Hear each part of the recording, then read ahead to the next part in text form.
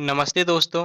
आज हम बात करेंगे नीट के बारे में कि क्या इसका एलिजिबिलिटी है, क्या इसका एग्जाम पैटर्न है, syllabus, important date, counselling process. क्या आप डॉक्टर बनना चाहते हो तो ये वीडियो सिर्फ और सिर्फ आपके लिए है।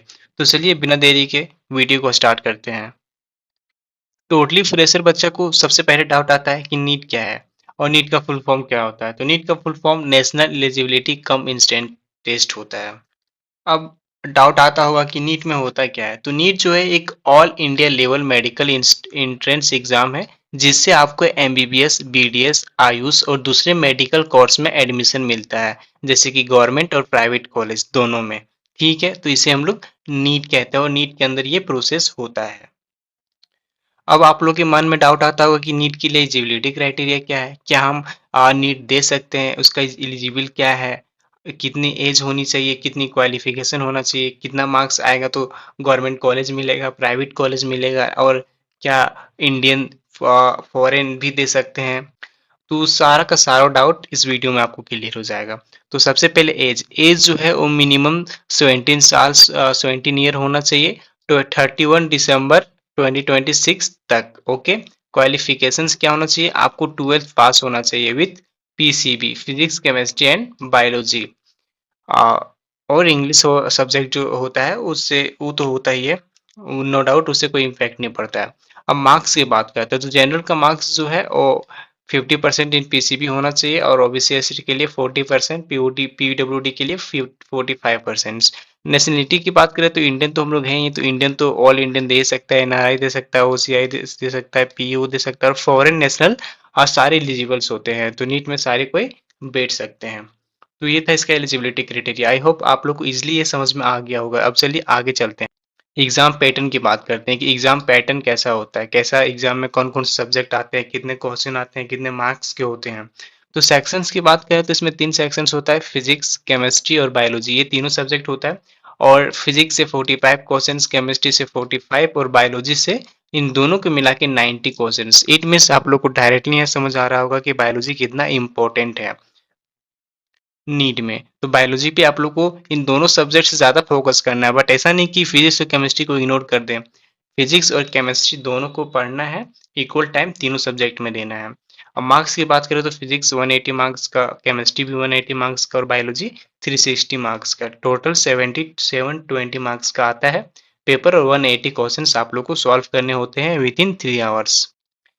पेपर का मोड जो होता है वो ऑफलाइन होता है, pen and paper, pen NTA द्वारा ही दिया जाता है। ड्यूरेशन आप लोगों के पास 3 घंटा करेगा, 20 मिनट्स पहले दिया जाता था, अब इस बार से 20 मिनट्स को हटा दिया गया है, तो ओनली 3 आवर्स मिलेगा। पर करेक्ट क्वेश्चंस के लिए आप लोगों को +4 मार्क्स मिलेंगे और गलत होने पे -1। इट मीन्स नेगेटिव मार्किंग भी होता है, और कितना नेगेटिव मार्किंग होता है, -1 मार्क्स का। ठीक है, और करेक्ट होने पर आपको +4 मार्क्स मिलता है। तो ये था total exam pattern.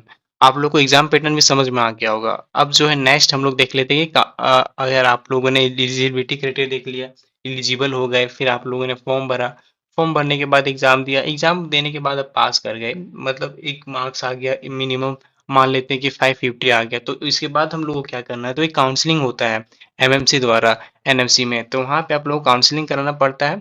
All India quota में 50% की काउंसलिंग होती है और बाकी 85% स्टेट कोटा की काउंसलिंग ऑथोरिटीज होता है। जैसे कि स्टेट है तो स्टेट में जैसे आप कोई मान लेते हैं बिहार से हो, तो बिहार में आपका 85% स्टेट कोटा रहेगा, आपको वहाँ पे कॉलेज मिल जाएगा अच्छा मार्क्स लाने के बाद। जबकि आप आउटसाइड लेना चाहोगे जैसे कोलकाता, तो फिर वहाँ पे आपकी 50% सीट्स होती है, 85% कोलकाता वालों के लिए ही रिजर्व होती है। समझ गया।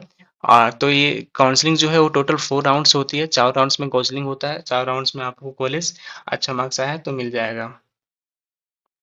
अगर कट ऑफ की बात करें तो कट ऑफ 650 से प्लस हर बार जाता है जनरल का। फिर अब ओबीसी की बात करें तो 625, जनरल की बात करें तो उसका 680, ऐसे करके कट ऑफ जाता है। तो ये था काउंसलिंग प्रोसेस टोटली। अब हम लोग देख लेते हैं कि सीट्स कितने हैं और कॉलेज कौन कितने हैं। तो एमबीबीएस का टोटल 1 लाख प्लस सीट है, गवर्नमेंट और प्राइवेट दोनों मिला के। गवर्नमेंट की बात करें तो 50,000 प्लस सीट्स है, और बीडीएस की बात करें तो 28,000 सीट है। आयुष आयुष मतलब आयुर्वेदिक की बात कर रहे हैं तो 52,000 सीट्स है। वेटनरी और होम्योपैथी की बात कर लेते हैं तो उसमें 603 सीट्स। एम्स में टोटल 1899 सीट्स हैं, जिपमर में टोटल 249 सीट्स है, और मेडिकल कॉलेज कितने हैं टोटल 612, और डेंटल कॉलेज 300 15। आई होप आप लोगों को सीट एंड कॉलेज भी क्लियर हो गया होगा कि कितने एमबीबीएस सीट है, कितने आप लोगों को फाइट करना है, कितना एक्सपीरियंस है, ये आप लोगों के माइंड में एकदम क्लियर विजन्स बन रहा होगा।